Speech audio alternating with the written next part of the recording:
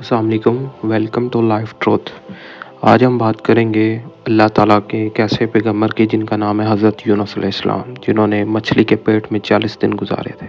हज़रत यूनुस अलैहिस्सलाम ने रब की बारगाह में अर्ज़ की, ऐ मेरे रब, मेरी कौम ने मेरा इनकार कर दिया है और मुझे झुठला दिया है। इरशाद हुआ, इनके पास दोबारा जाओ, अगर ईमान ले आते हैं तो ठीक, वरना इन्हें खबर दो कि सुबह अजाब आने वाला है।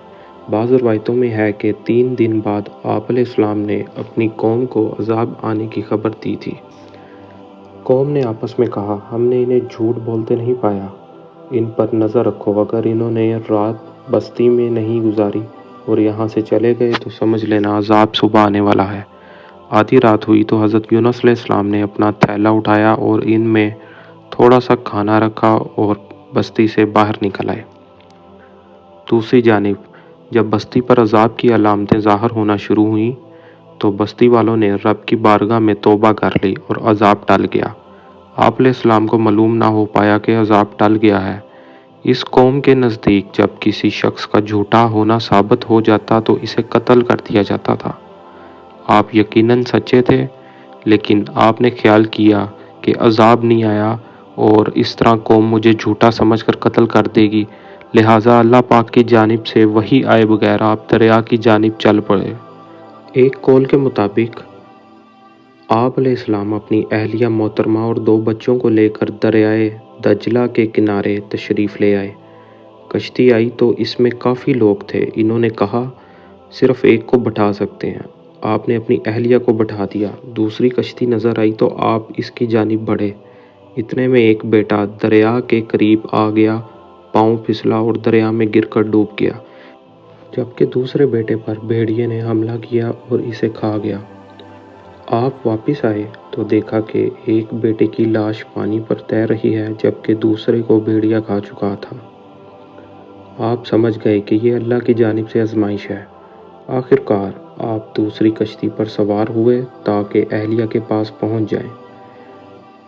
कश्ती जब चली तो दरिया के बीच पहुंचकर कश्ती ठहर गई और आगे ना चली। मलाह कहने लगे, इस कश्ती में कोई भागा हुआ गुलाम है, कुरानंदाजी कर लो, मालूम हो जाएगा। 3 मरतबा कुरानंदाजी की गई, हर मरतबा आपका नाम निकला। ये देखकर आप फरमाने लगे, मैं ही वो गुलाम हूँ। ये कहकर आपने अपने आप को पानी में डाल दिया।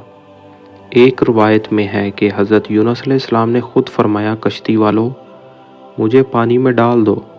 कश्ती वालों ने आपको कश्ती के अगले हिस्से से पानी में डालना चाहा तो अचानक एक मछली अपना मुंह खोले सामने आ गई। आपने फरमाया, मुझे कश्ती के पिछले हिस्से से पानी में डालो। देखा तो वहाँ भी वही मछली नमूदार हो गई।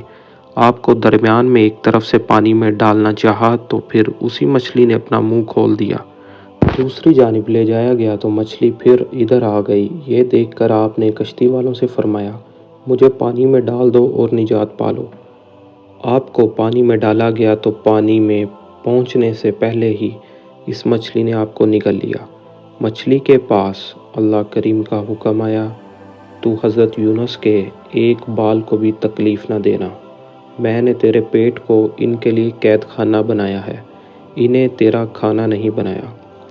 मछली के पेट में पहुंचकर आप अलैहिस्सलाम समझे कि आपका इंतकाल हो गया है, लिहाजा अपनी टांगों को फैला दिया। फिर आपने अपने सर और टांगों और जिस्म को हरकत दी तो मालूम हुआ कि ज़िंदा हैं। मछली आपको लेकर दरिया की तह में अपनी जगह पर आ गई।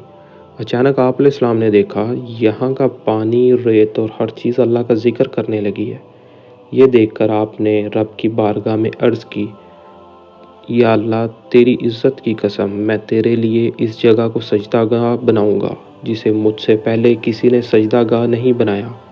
फिर आपने मछली के पेट में ही इबादत करनी शुरू कर दी। आप मछली के पेट में अल्लाह ताला की तारीफ़ और हमद में मसरूफ़ रहते और अर्ज़ करते, इलाही, तू मुझे शहरों से जिला वतन कर दे, मुझे पहाड़ से नीचे गिरा दे। मैं 3 अंधेरों यानी रात, पानी और मछली के पेट में कैद हूँ। तूने मुझे ऐसी आजमाइश में मुब्तला किया है जिसमें पहले किसी को मुब्तला नहीं किया। مچھلی 40 دن تک دریا میں ادھر ادھر پھرتی رہی۔ اس دوران آپ نے جنات اور مچھلیوں کو تسبیح اور ایسے دریائی جانوروں کو تسبیح بھی کرتے سنا جن کو آپ دیکھ نہیں پائے۔